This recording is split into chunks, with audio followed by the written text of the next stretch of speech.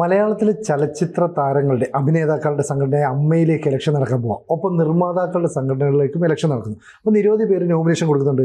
ഇന്ന് കണ്ടൊരു വാർത്ത, സാന്ദ്ര തോമസ് എന്ന് പറയുന്ന പ്രൊഡ്യൂസർ നോമിനേഷൻ കൊടുക്കാനായിട്ട് വരുന്നു. അവർ ധരിച്ചിരിക്കുന്നത് പർദ്ദയാണ്. എന്തിനാണ് പർദ്ദ ധരിച്ചെത്തിയെന്ന് ചോദിച്ചപ്പോൾ അവിടെയുള്ള മറ്റ് നിർമ്മാതാക്കളുടെ നോട്ടത്തിൽ നിന്ന് രക്ഷപ്പെടാനാണ്. എന്തായിരിക്കും ഈ സാന്ദ്ര ഉദ്ദേശിക്കുന്നത്? അപ്പോൾ ഇതിനകത്ത് നമ്മളിതിനൊരു ഒറ്റപ്പെട്ട സംഭവമായിട്ട് തന്നെ കാണരുത്. സിനിമാ മേഖലയായിട്ടാണ് കാണുന്നത്. ഇപ്പോൾ അമ്മയുടെ ആണെങ്കിലും നിർമ്മാതാക്കളുടെ ആണെങ്കിലും നമ്മൾ പുറത്ത് പബ്ലിക്കിനെ സംബന്ധിച്ച്, ജനങ്ങളെ സംബന്ധിച്ചത് സിനിമാ മേഖല തന്നെയാണ്, അല്ലേ? അപ്പോൾ ഈ സിനിമാ മേഖലയിലെ ഒരു അവസ്ഥയാണ് ഇപ്പോൾ സാന്ദ്രയുടെ ഈ പർദ്ദ സൂചിപ്പിക്കുന്നത്. പിന്നെ ഒരുപാട് വിഷയങ്ങളിനകത്ത് പഠിക്കാനുണ്ട്. ഒന്ന്, പ്രാഥമികമായിട്ട് ഇപ്പോൾ ഈ കേരളത്തിലെ മാധ്യമ പ്രവർത്തകർ, ഇപ്പോൾ കേരളത്തിൽ ഇപ്പോൾ എഡിറ്റേഴ്സ് എന്നുള്ളൊരു വംശം ഇല്ല. അപ്പോൾ ഒരു മാധ്യമമാണെങ്കിൽ അതിന് എഡിറ്റർ ഉണ്ടാവണം. ആ എഡിറ്റർ എന്ന് പറഞ്ഞു കഴിഞ്ഞാൽ സാധാരണ ആൾക്കാർ കാണുന്നതിൽ നിന്ന് വ്യത്യസ്തമായിട്ട് കാണുന്ന വ്യക്തിയായിരിക്കും എഡിറ്റർ. അപ്പോൾ അങ്ങനെ ആ വ്യത്യസ്തമായ കാഴ്ചയിലൂടെ കാണുമ്പോഴാണ് ഓരോ സംഗതികൾ വരുമ്പോൾ അതിനകത്തൊരു വ്യക്തത വരികയും ആ വ്യക്തത സമൂഹത്തിന് മുമ്പിൽ വെക്കുകയും ചെയ്യുക എന്നുള്ളതാണ് ഒരു എഡിറ്ററുടെ ധർമ്മം എന്ന് പറയുന്നത്. അപ്പോൾ അങ്ങനെയുള്ള എഡിറ്റേഴ്സ് നമ്മുടെ സമൂഹത്തിലില്ല. അപ്പോൾ എന്ന് പറഞ്ഞാൽ ഈ മാധ്യമത്തിൻ്റെ ശക്തി അത് കാരണം ഈ മാധ്യമത്തിൽ പ്രവർത്തിക്കുന്നവരും മാധ്യമങ്ങൾ ഒഴികെ ബാക്കി എല്ലാവർക്കും അറിയാവുന്നതാണ്. ഇപ്പോൾ രാഷ്ട്രീയക്കാർ ഈ രാഷ്ട്രീയം കളിക്കുന്ന മുഴുവൻ മാധ്യമം ഉപയോഗിച്ചിട്ടാണ്. ഇപ്പോൾ സാന്ദ്ര തോമസ് എന്ന് പറയുന്നത് ഒരു നിർമ്മാതാക്കളിൽ ഒരാളാണ്. അതെ. അപ്പോൾ അവർക്കൊരു പ്രതിഷേധം, അവർക്ക് നേരിട്ട അനുഭവം, ആ നേരിട്ട അനുഭവം അവരുടെ ഒറ്റപ്പെട്ട അനുഭവമല്ല, പൊതുവായ അനുഭവമാണ്.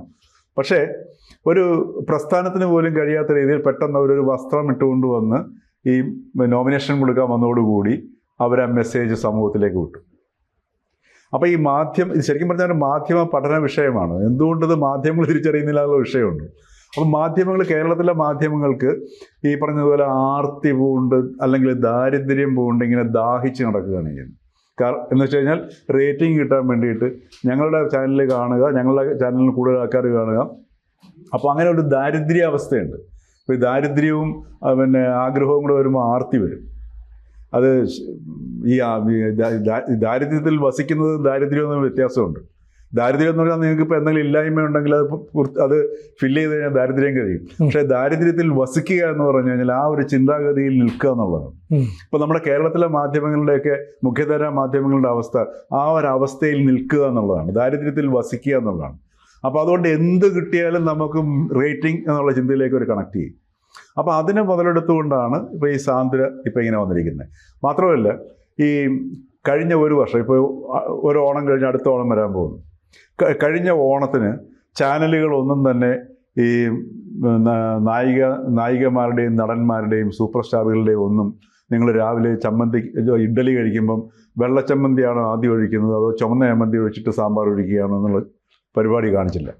അതെന്തുകൊണ്ടാണ് കാണിക്കാമെന്ന് വെച്ച് കഴിഞ്ഞാൽ ഹേമ കമ്മിറ്റി റിപ്പോർട്ടിൻ്റെ അതിലൂടെ പുറത്തു വന്ന സംഗതികളൊക്കെ സജീവ ചർച്ചയായിട്ട് കേരളത്തിൽ നിലനിൽക്കുകയും അതിലൂടെ ഇവർക്ക് പുറത്തിറങ്ങാൻ വയ്യാത്ത കാരണം ഈ വലിയ എന്താ പറയുക സൂപ്പർ താരങ്ങളൊക്കെ ഇപ്പോൾ ഹേമ കമ്മിറ്റി റിപ്പോർട്ടിൽ പറഞ്ഞേക്കുന്നത് അങ്ങനെയാണ്, താരങ്ങൾ വീണ് ഉടഞ്ഞു കിടക്കുന്ന പോലെയാണ് അവർക്ക് തോന്നിയെന്നാണ് പറഞ്ഞത്. താഴെ വീണെന്നുള്ള രീതിയിലാണ് പറഞ്ഞത്.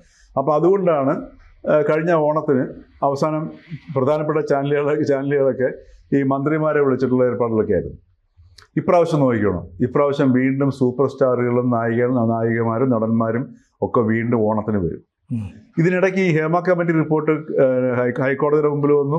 നമ്മൾ കേരളം ചർച്ച ചെയ്തതാണ്. ഈ ചാനലുകൾ തന്നെയാണ് ഇത് മുഴുവൻ ചർച്ച ചെയ്തത്, മാധ്യമങ്ങളും പത്രങ്ങളും എല്ലാം ഉണ്ട്. എന്നിട്ട് ഇതിനിടയ്ക്ക് എന്ത് സംഭവിച്ചു? വീണ്ടും ഈ സൂപ്പർ സ്റ്റാറുകൾ അതിനേക്കാൾ വലിയ ദിവ്യ പരിവേഷമുള്ള അവസ്ഥകളിലേക്ക് മാറ്റപ്പെട്ടു. അതും ഈ മീഡിയയിലൂടെയാണ് അത് സംഭവിച്ചത്. അതാണ് ഞാൻ പറഞ്ഞത്, ഇതൊരു മീഡിയ പഠനത്തിന് വിധേയമാക്കേണ്ട വിഷയമാണ്. ഇപ്പോൾ കഴിഞ്ഞ പ്രാവശ്യം രംഗത്തിറങ്ങാൻ പറ്റാത്ത അല്ലെങ്കിൽ ആൾക്കാർക്ക് മലയാളിയെ ഫേസ് ചെയ്യാൻ പറ്റാതിരുന്ന ഈ നടന്മാരൊക്കെല്ലാം ഇന്ന് ഒരു ദിവ്യ പരിവേഷത്തോടു കൂടി പല ഇമേജസാണ് അവർ ക്രിയേറ്റ് ചെയ്യുന്നത്. ഇതെല്ലാം ഈ മീഡിയയിലൂടെ മീഡിയക്കാർ അറിഞ്ഞുകൊണ്ടും ഇവരെല്ലാവരും അറിഞ്ഞുകൊണ്ടും ഒക്കെ ചെയ്യുന്ന സാധനങ്ങളാണ് ഇതെല്ലാം. അങ്ങനെ പതുക്കെ മനഃപൂർവ്വം ഇത് ബിൽഡ് ചെയ്ത് സമൂഹത്തിൻ്റെ അവസ്ഥയെ മാറി. സമൂഹത്തിൽ ഇപ്പോൾ ഈ പറഞ്ഞതുപോലെ ഈ ഇഡലിയുടെ കൂടെ ആദ്യം ഇന്ന നടൻ വെള്ളച്ചമ്മന്തിയാണോ ചുവന്ന ചമ്മന്തിയാണോ ഒഴിക്കുന്നത് എന്ന് അറിയാൻ കാത്തിരിക്കുന്ന ഒരവസ്ഥയിലേക്ക് വീണ്ടും എത്തി. അപ്പോൾ ഇത്തരം ഒരു അവസ്ഥ കേരളത്തിൽ സൃഷ്ടിക്കുകയാണ് ഈ മാധ്യമങ്ങൾ ചെയ്യുന്നത്. ഇത് മാധ്യമങ്ങൾ ഇപ്പോൾ അമ്മയുടെ തിരഞ്ഞെടുപ്പ് മഹാസംഭവം പോലെ, ഇപ്പോൾ അമേരിക്കൻ തിരഞ്ഞെടുപ്പ് പോലും നമ്മൾ ഇത്രയും ഗംഭീരമായിട്ട് കൈകാര്യം ചെയ്യാറില്ല. പക്ഷേ അമ്മയുടെ തിരഞ്ഞെടുപ്പും നിർമ്മാതാക്കളുടെ തിരഞ്ഞെടുപ്പും മാധ്യമങ്ങൾ ഈ രീതി കൈകാര്യം ചെയ്യുന്നുണ്ട്. അപ്പോൾ അത് എന്തുകൊണ്ടാണെന്ന് വെച്ച് കഴിഞ്ഞാൽ നമുക്ക് യഥാർത്ഥമായ ഒരു വാർത്ത, നല്ല വാർത്ത ആൾക്കാർക്ക് കൊടുക്കാനില്ലെങ്കിൽ ഉള്ളതിനെ കൊടുക്കുക എന്നുള്ളതാണ്. അപ്പോൾ വാർത്തകളെ ഇന്നത്തെ അവസ്ഥയിൽ കണ്ടെത്താനുള്ള ശേഷിയില്ലായ്മയുടെ ഒരു പ്രതിഫലനം കൂടിയാണ് ഇത്തരം സംഗതികൾ വാർത്തയാവുകയും ഇങ്ങനെയുള്ള ഒരു മാധ്യമ അന്തരീക്ഷത്തിൽ തങ്ങൾക്ക് മേലെ നീങ്ങാതെ കാര്യങ്ങൾ സാധിക്കാൻ കഴിയുന്നുള്ളതുകൊണ്ടാണ് രാഷ്ട്രീയ പ്രവർത്തകരും അതേപോലെ മാധ്യമങ്ങളെ ഉപയോഗിച്ച് താല്പര്യങ്ങൾ, ഓരോരുത്തരുടെ താല്പര്യങ്ങൾ സംരക്ഷിക്കേണ്ടവരൊക്കെ അങ്ങനെ അതിനെ ഉപയോഗിക്കുന്നത്. ഇവിടെ ഈ ഹേമ കമ്മിറ്റി റിപ്പോർട്ടിൽ പറഞ്ഞിരിക്കുന്ന അതേ വിഷയം തന്നെയാണ് ഇപ്പോൾ സാന്ദ്രയുടെ പർദ്ദയിലൂടെയും കാണിക്കുന്നത്. കാരണം വന്നു കഴിഞ്ഞാൽ തൻ്റെ ദേഹത്ത് നോട്ടങ്ങൾ കല്ലുകളായി വന്ന് വീഴുന്നു, അല്ലേ? അപ്പോൾ ആ മുറിവേൽക്കുന്നതിന് രക്ഷപ്പെടാൻ വേണ്ടിയിട്ടാണ് ഈ പർദ്ദയും ഇട്ട് വന്നിരിക്കുന്നത്. ഈ 6 വർഷത്തിന് മുമ്പ് ഹേമ കമ്മിറ്റി റിപ്പോർട്ട് കൊടുത്തു, ഗവൺമെൻറ് അതിൻ്റെ മുകളിൽ അടയിരുന്നു, ഹൈക്കോടതി ഇടപെട്ടു. എന്ത് സംഭവിച്ചു? ഒന്നും സംഭവിച്ചില്ല. എന്നിട്ട് വീണ്ടും ഈ നിർമ്മാതാക്കളുടെ തിരഞ്ഞെടുപ്പിലേക്ക് ഇത് വരാനായിട്ട് ഒരു സ്ത്രീക്ക് പർദ്ദയിട്ടുകൊണ്ട് വരുന്നു. അപ്പോൾ ഇത് സൂചിപ്പിക്കുന്നത് ആ അവസ്ഥ അവിടെ തന്നെ നിൽക്കുന്നു. ഇത് നമ്മുടെ സ്റ്റേറ്റ് ഗവൺമെൻറ്റിൻ്റെ അവസ്ഥ എന്താണെന്ന് കാണിക്കുന്നു. അതോടൊപ്പം തന്നെ നമ്മുടെ ജുഡീഷ്യറി പോലും അതിശയപ്പെട്ടതാണ് ഈ ഹേമ കമ്മിറ്റി റിപ്പോർട്ട് കണ്ടിട്ട്. ജുഡീഷ്യറിക്ക് പോലും ഒന്നും ചെയ്യാൻ പറ്റാത്ത നിസ്സഹായ അവസ്ഥയിലേക്ക് നിൽക്കേണ്ടി വരുന്നു. ഇത് നമ്മളുടെ ശരിക്കും പറഞ്ഞാൽ ഈ പർദ്ദ ഇന്ന് കാണിക്കുന്നത് അവർ ഈ പറഞ്ഞ പോലെ ഇന്നത്തെ മാധ്യമാന്തരീക്ഷം ഉപയോഗിക്കാൻ വേണ്ടിയാണെങ്കിൽ പോലും ഈ പർദ്ദയിട്ട് വന്ന സാന്ദ്ര കാണിക്കുന്നത് നമ്മളുടെ ഇന്നത്തെ വർത്തമാന കാലഘട്ടത്തിൻ്റെ ഒരവസ്ഥയാണ്, ജനായത്ത സംവിധാനത്തിൻ്റെ ഒരു അവസ്ഥയാണ്. സ്ത്രീകൾ കേരള സമൂഹത്തിൽ നേരിടുന്ന ഒരു അവസ്ഥയുടെ ഒരു ഒരു ഒരു ഒരു നേർ ചിത്രമാണ് കാണുന്നത്.